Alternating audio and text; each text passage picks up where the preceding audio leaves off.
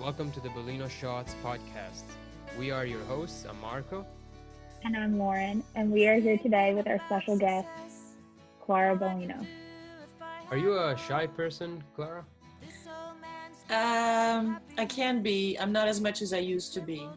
Um, I when I first moved to the States, I always assumed that what I had to say was obvious and it didn't need to be said. And I've learned that I actually have quite a bit to contribute. So I've worked on not being so shy.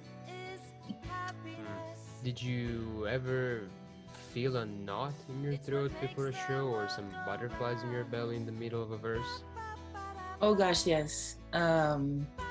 I have now done this long enough that I know that however nervous I am before a show, I'm gonna love it once I'm on stage.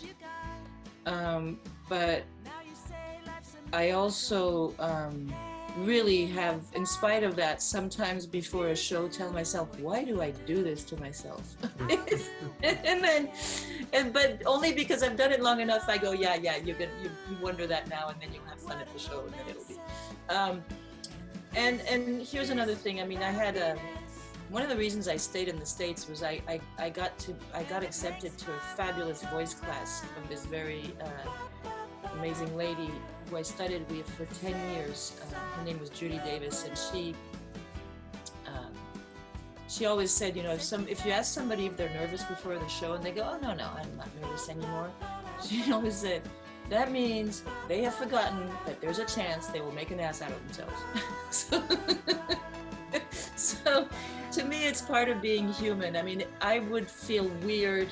I always have butterflies.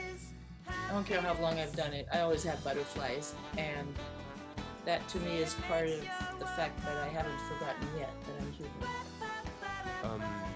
Speaking about acting dumb at a show, was there ever like a loud fan that you called out from the stage?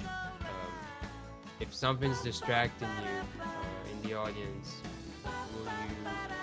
will that impact your performance? It can, and I try to remember that not to abuse the power of having the microphone, because sometimes they're idiots and they don't realize that I with a microphone can do more than A without one. And I don't want to be in that position. And actually the reverse is kind of funny. I remember when I started, I had a band of my dreams for years, and then I couldn't afford them anymore, and I said, okay, I need to teach myself all my songs on the guitar. And so for a year and a half, I booked myself out of town, and I went to this bar that had a women's night, and you could actually, it wasn't just an open mic, you could actually play like 5 songs, but it was a bar, and it was kind of cool. And you know, I used to joke, oh, I'm just gonna go suck out of town on my guitar for a while until I get this down. And one time, it was also a bar, I won't name it because they were wonderful in plenty of ways, but they didn't ask their audience to be respectful in any way. And there was this guy who was so drunk, and he was so loud that even if I had screamed with my microphone, it wouldn't have made a difference. And that was the day I decided, that's it, I'm not playing here anymore. And also, I mean, I've played many situations I like playing, but there, you know, I like playing places where people come to listen, and bars aren't necessarily that place, although there are some good ones. Oh, for sure. Yeah. Talking about the opposite end of the spectrum, people that are still kind of in their shell, in their own world. When that argument comes up, meditation and similar words are just thrown around, and especially in music school and in more artsy environments. But that really doesn't cut it for me. Do you have more tangible advice than, you know, sure, just shut up for 10 minutes and let the anxiety sink in, you know? Is there a better way to tackle stage fright, you know? Stage fright, more than breathe deep. Yeah. Or imagine everybody naked. That's another one, right? there's so many things. I think ultimately and I've experienced this because I've done shows where I didn't feel on top of my material. There is nothing that replaces practicing consistently for no matter what your nerves are. When you're performing, at least you don't have to remember where to put your fingers or you know, where it goes from here to there. So the more on automatic you can do your performance in a practice, confidence comes from knowing that you know your stuff, right? It's not going to stop you from being nervous. There are other things. There's so many little things you gather along the way. I also pick in the audience the people who seem the most supportive of me. Like if there's somebody with a vibe who looks like they're a curmudgeon, I'll just avoid looking at them. You know what I mean? And just really, I want to hit on another thing too. That so really focus on the people from who you get support. Pick out 5 to 10 people. There's also a thing that I've learned, and it depends with the people. Most people in an audience don't like to be.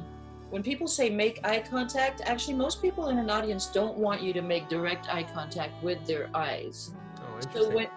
So when you look at them, I mean, unless it's because they're an audience, they want to be comfortable being an audience, and when you look at them, kind of look right above their eyebrows, like let them have their own place, right? I mean, you can look at them and appreciate the energy they're giving you.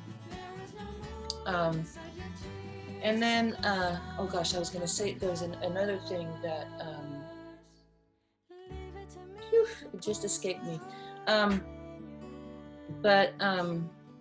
Yeah, just connecting with the energy. Oh, here's one thing that I've learned is that, so the more practiced and confident I am that I know my stuff, it's also okay to actually say, oh gosh, I'm so nervous, right? I mean, you don't go up there and talk about how nervous you are, but actually the vulnerability is what brings people in sometimes. And I think the worst shows I have done are the shows where I was so worried about pleasing everyone. Because then I start acting in a way, I think you have to be prepared that maybe not everybody's gonna like your stuff. And that's fine, just be you. I mean, that's easier said than done, right? But you have to know what you're about. Like, yes, you have to know what you're about. And I tell myself consciously before I go on stage, as much as I can remember, it's like, I'm not going out there to kiss everybody's ass. I have something to offer. I know I have something to offer. I'm going to do it to the best of my ability. And if it doesn't completely resonate with somebody who's there, that's fine. Right? I mean, because if I start trying to cater to everyone and just making sure that everybody's liking what I'm doing, I'm not going to do my best show. I have to actually just go for it with what I've prepared and then focus on what you're saying. I mean, for me as a singer, you know, a lot of what I do has to do with sharing a story and saying something, and it doesn't remove all the nerves. It just reminds you that you're there for a reason. You have something to offer that nobody else can. some people are there to see you, some people are just there to have a drink, some people will be jerks. I mean, Yeah, it's the same. It's the same everywhere. some folks are fans, and that's what today's intermission will be about. We'll hear from our own Alec about his Fan Friday project. How about that? Great, Alec, take it away. Okay, we are here today with Alec, who is another team member of Claritone Records, and he is here to tell us about his latest project. All right, well, thanks for having me, guys. So what I've been working on recently is a Fan Friday interview series with some of Clara's fans. So we'll bring in people to ask about their experiences with Clara, how they relate to their music, and then a little bit about the work that they're doing. So for example, the first episode we released was with Jeff Popka, who is big in the indie music industry and even created his own Texas Indie Fest that Clara was at a couple years ago. And so we just bring on people like that. We have a good time, like a brief 15-minute interview, and we just get to know them a little better. How many interviews do you plan on doing? As many as we can get. Because it is a Friday series, we're trying to do one a week, maybe one every other week, so we can highlight different people in between. But right now we have another one coming out this coming Friday, and then we'll keep it rolling after that. Thank you for being here, Alec. And now back to Marco and Clara. Thanks for having me. I think that's really exciting. I think Alec is also doing a bang-up job on coming up, talking to different people in the business and sharing it and inviting fans to, just like you are here, to chime in and say what they want to hear about, who they want us to talk with, and what they're curious about. So yeah, look forward to hearing that part as well. Thank you so much. And that will be it for today. Hope you enjoyed the show. Follow us on Facebook, Instagram, and Twitter at the Bellino Podcast. And you can catch our other episodes of the Bellino Podcast on SoundCloud and YouTube. Thanks for listening, and talk to you soon.